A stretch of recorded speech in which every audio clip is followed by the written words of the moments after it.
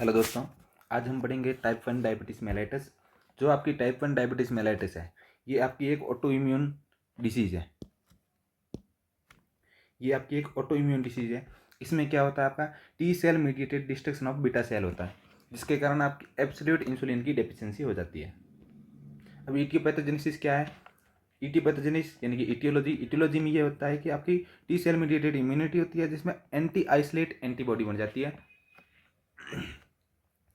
जिसके कारण क्या होता है, आपका बीटा सेल और पेंक्रियास का डिस्ट्रक्शन होता है और जिसके कारण इंसुलिन की एब्सोल्यूट डेफिशिएंसी होती है। जबकि आपका टाइप 2 होता है, उसमें इंसुलिन की रिलेटिव डेफिशिएंसी होती है। ये आपको ध्यान रखना है। इसके अलावा इटियोलॉजी क्या है, सिर्फ नाम याद करना है। इटियोलॉजी में क्या करना है, एक तो आपका ये पॉलीजेनिक इनहेरिटेंस होता है, इसमें आपकी CTL4A जीन डिफेक्टिव होती है,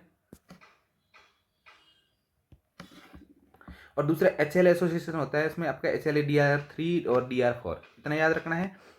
एंड देन आपको याद रखना है ब्रॉन्ज डायबिटीज़ के साथ एसोसिएटेड होती है। आप यानी कि ब्रॉन्ज डायबिटीज़ में क्या होता है, सिरोसिस होता है, टाइप 1 डायबिटीज़ मेलाइटिस होता है और ब्रॉन्जिंग ऑफ स्किन होती है। ये 3 चीज़ें होती है। उसके बाद आपको सीधे आ जाने हैं साइंस और सिम्टम्स पे। सिम्टम्स क्या होंगे, पॉलीयूरिया होगा, नॉक्टियूरिया होगा, पॉलीडिप्सिया होगा, वेट लॉस हुआ, फटीग हुआ, लिथार्जी हुआ, ब्लड विजन होगा, प्रोराइटिस हो गया, ये होता है। अब मेन इंपॉर्टेंट पार्ट इसका है इन्वेस्टिगेशन। पहले तो हम बताएंगे कि डायग्नोस्टिक क्राइटेरिया क्या है, उसके अलावा क्या क्या और इन्वेस्टिगेशन हो सकती है, उसके बारे में डिस्कशन करेंगे। तो सबसे पहले अगर पेशेंट आपका एसिम्टोमेटिक है तो आप क्या कराओगे, HbA1c। ये आपका पिछले 3 मंथ का एवरेज जो शुगर होता है उसको बताता है।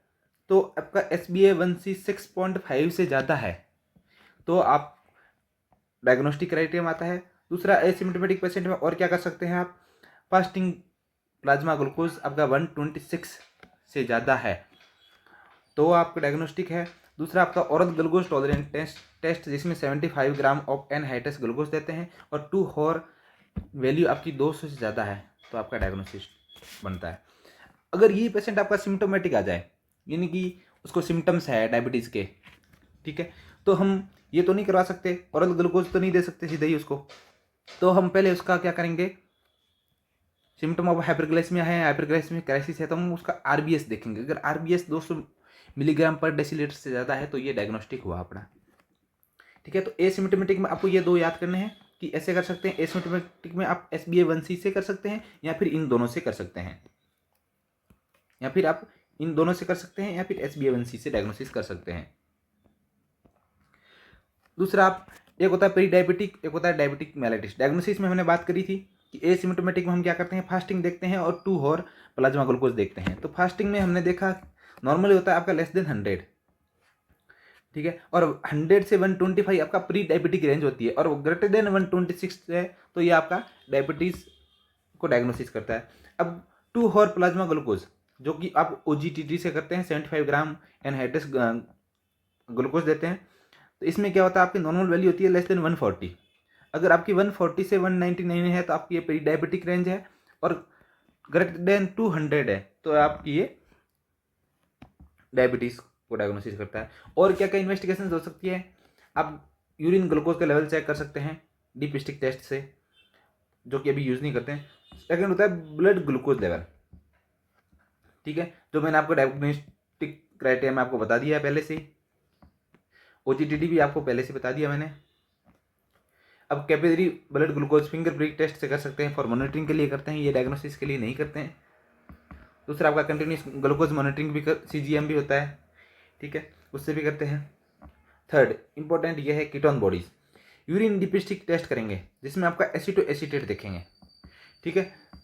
और जो ब्लड टेस्ट करते हैं उसमें हम देखते हैं बीटा हाइड्रोक्सी ब्यूटारेट, क्योंकि ये ही बीटा से आप याद करो ब्लड में देखते हैं, ये आपका डायबिटिक कीटो एसिडोसिस होता है, उसको डायग्नोसिस करने के लिए आपका यही करते हैं।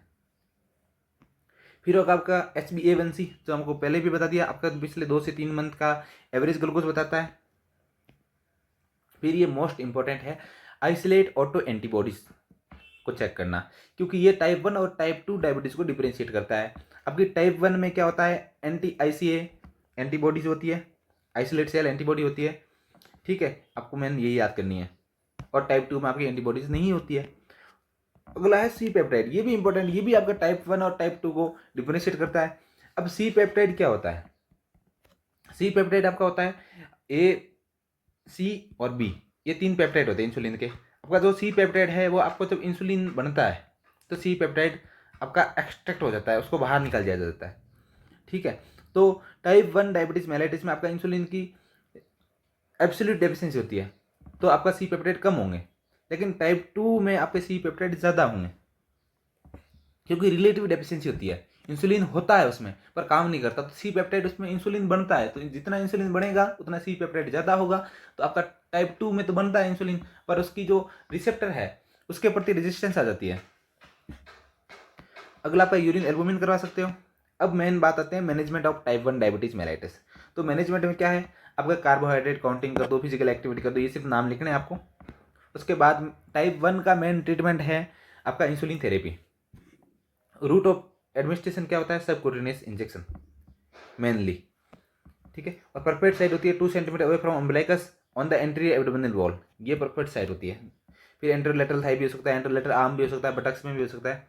फिर इंसुलिन डिलीवरी सिस्टम में क्या क्या आते हैं ये इतना लिखना जरूरी नहीं है, आपको लिखना है insulin therapy, route of administration subcutaneous injection हो सकता है, आईवी होता है आपका इमरजेंसी में, ठीक है। तो सबक्यूटेनियस होता है मेनली। और ये मेथड होता है कि इंसुलिन पंप से दे सकते हैं, इंसुलिन पेन से दे सकते हैं, इनहेल्ड इंसुलिन भी होता है। मेन इंपॉर्टेंट क्या है आपका, प्रिपरेशन ऑफ इंसुलिन, ये आपको पूछता है क्वेश्चन में। प्रिपरेशन में क्या होता है आपका, देखो एक होता है रैपिड एक्टिंग, रैपिड एक्टिंग की उसका ऑनसेट कितना जल्दी होगा, वो रैपिड एक्टिंग कि 15 मिनट के अंदर ही ऑनसेट हो जाएगा, तो ये आपका रैपिड एक्टिंग हो गया, ठीक है। उसके बाद शॉर्ट एक्टिंग की ड्यूरेशन कितनी चलेगी, उसके अकॉर्डिंग आपको शॉर्ट, इंटरमीडिएट और लॉन्ग एक्टिंग है। और ये है आपका, ये लगी है, ये है कि ऑनसेट होने में कितना टाइम लग रहा है। तो रैपिड ऑनसेट वाले में 15 मिनट उसको लगता है ऑनसेट में, ठीक है।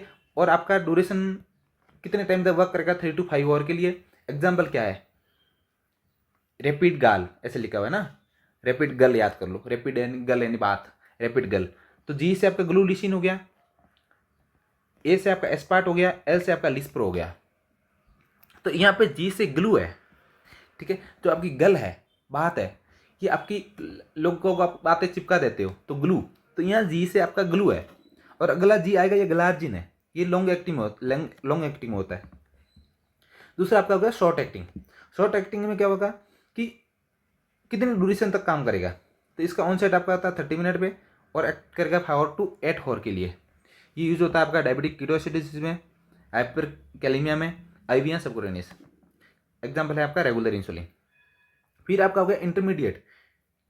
इंटरमीडिएट आपका ऑनसेट होता है 2 to 4 आवर और आपका ड्यूरेशन चलता है 10 to 16 आवर, ठीक है। और एनपीएस होता है आपका, ये इंटरमीडिएट का एग्जाम्पल है। फिर लॉन्ग एक्टिंग यानी कि डटा रहेगा, यानी कि डेटेमीर और डी ग्लूडेक, ठीक है। तो ऑनसेट आपका होता है 1 to 4 आवर, ड्यूरेशन चलता है 12 to 42 आवर। एग्जाम्पल है ग्लार्जिन, डेटेमीर यानी डटा रहा, डी ग्लूडेक ये। तो यहाँ पे ग्लार्जिन इसमें है, ग्लूलिसिन इसमें है, ग्लू यानी गल वाले में, ओके। फिर एक रेजिम होता है जो हम देते हैं पेशेंट को, ये तो प्रिपरेशन थी। अब प्रिपरेशन का यूज करके किया जाता है रेजिम में, बेसल बोलस रेजिम।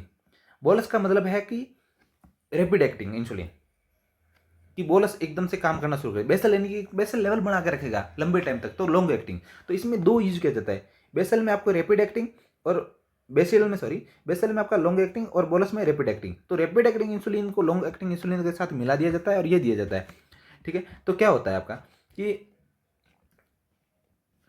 तो ये ऑनसेट जल्दी का जल्दी आ जाएगा, ठीक है। तो 15 मिनट ऑनसेट लगता है, तो हम क्या करते हैं, रैपिड एक्टिंग आपका लिस्प्रो या एस्पार्ट दिया कितना टाइम पहले, 20 से 30 मिनट पहले, तो ऑनसेट उसका है 15 मिनट। तो 20 से 30 मिनट पहले दिया, तो जैसे ही वो खाना खाएगा, ग्लूकोज जब तक जाएगी बॉडी में तब तक ये एक्ट करना शुरू कर देगा, ठीक है।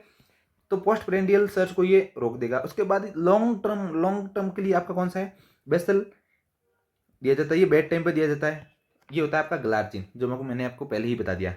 फिर आपका ग्लाइसेमिक टारगेट क्या होना चाहिए, ग्लाइसेमिक टारगेट आपका जब आप ये ट्रीटमेंट दे रहे हो तो टारगेट क्या है, फास्टिंग आपका 80 याद रखो और पोस्ट प्रेंडियल 180 याद रखो, ठीक है। SbA1c लेस देन 7% होना चाहिए।